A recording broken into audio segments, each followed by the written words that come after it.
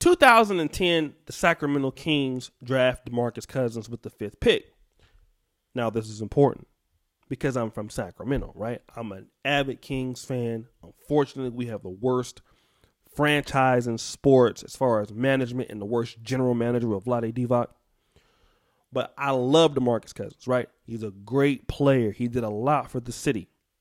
Although we never went to the playoffs, partly because of our poor organization.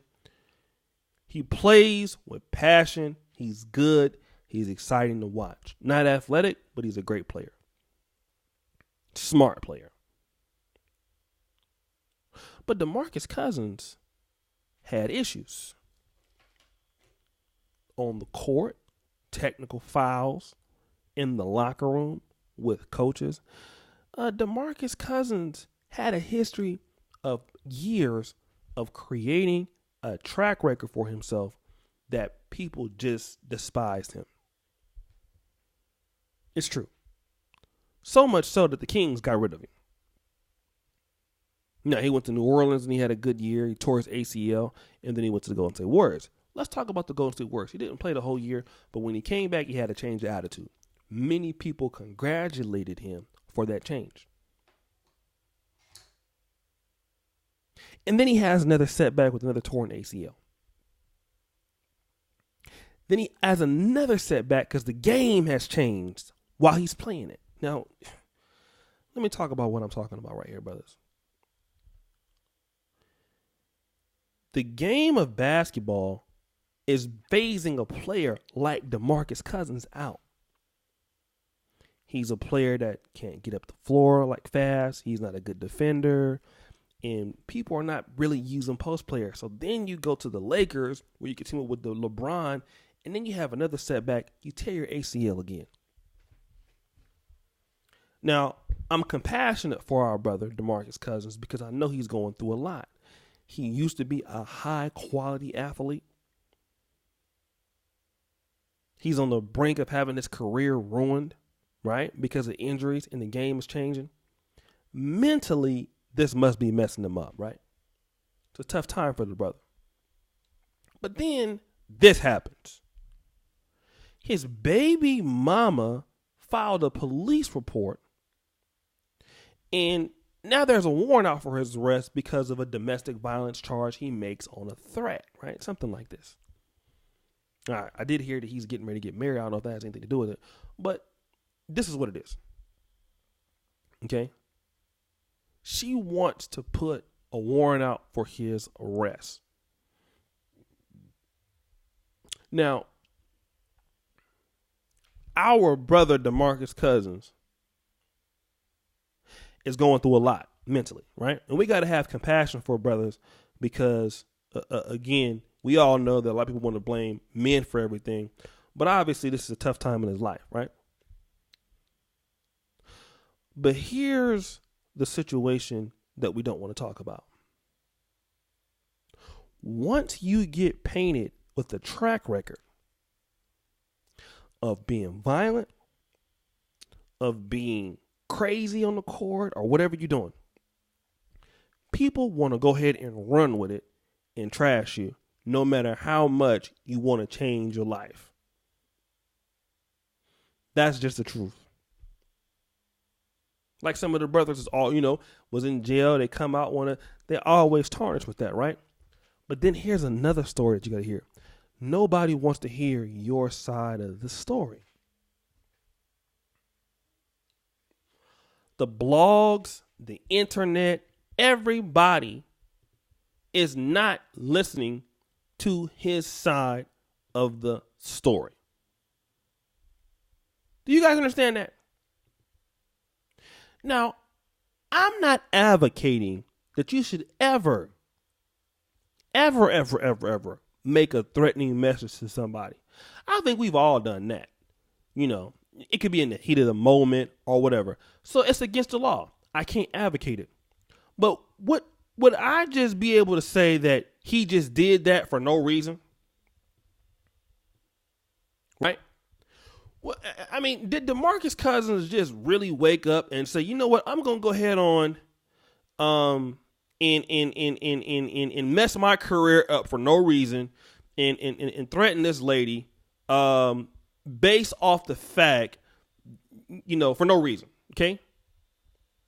I'm in LA. I think he just got married or got engaged, something like that. This is what I want to do. See, nobody wants to talk about what possibly role did she play. All right. The man can't even fly to Mobile to go out there and turn himself in because he has an ACL injury, right? To make matters worse. So did this man just do that out the blue? And here's the thing. Nobody wants to hear your story, brother. And it's sad, ain't it? Men in general, when these things happen, women can do stuff. They can provoke you. They can call and say this and that. And you react in a way where they can hear you recording something. They can have somebody call your phone from I had it happen to me before. I had a young female, man. Her boyfriend called and left me a threatening message. He hung up. I called her back and they didn't answer the phone. And then I left a message. I'm the one that got in trouble for it, though, because I couldn't prove. Right? That they called me. Called me from a block number back in the day. You understand what I'm saying?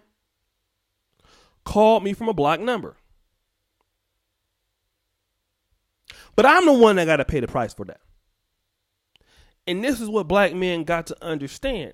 If you are dealing with some lady, some woman, whoever else, baby mama, if you know that the woman is going to get you pissed off, brother, don't leave her alone. All right? This is why you have people that you can drop your kids off with, and you get to see your kids on this day. Don't even directly communicate with the woman if you know that you got a lot to lose. And this is what black men got to understand, because why? If something happens, nobody's going to listen to you and say, oh, well, he did this. Then nobody want to hear your side of the story, bro. It's you're violent against women. You are threatening women. These are all the things, brother, that you have at going against you. And I'm going to tell you this, as sure as I'm black, they not want to hear your story. But I'm telling you right now what black men got to start to do. We got to be open to hearing each other's stories, right? Well, we got to be able to ask each other, all right, brother, we know that's not right, but brother, what happened, right? What made you do that? Because that part of the story ain't going to be told. So we have to be willing to tell it for each other. But at the same time, you got to understand that if you make these actions, that nobody wants to hear what you got to say. Flat out. The white man ain't going to want to hear it. The judge not going to want to hear it. It's not excusable. Now, let's talk about being down on your luck. The brother caught an ACL injury.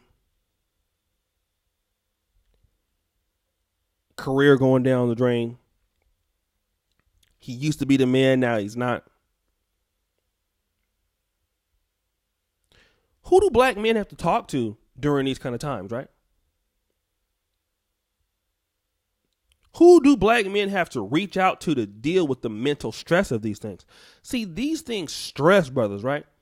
And a lot of times as black men, and like Demarcus Cousins, as we see when things don't go his way in the NBA, he would flash. He would do things like that.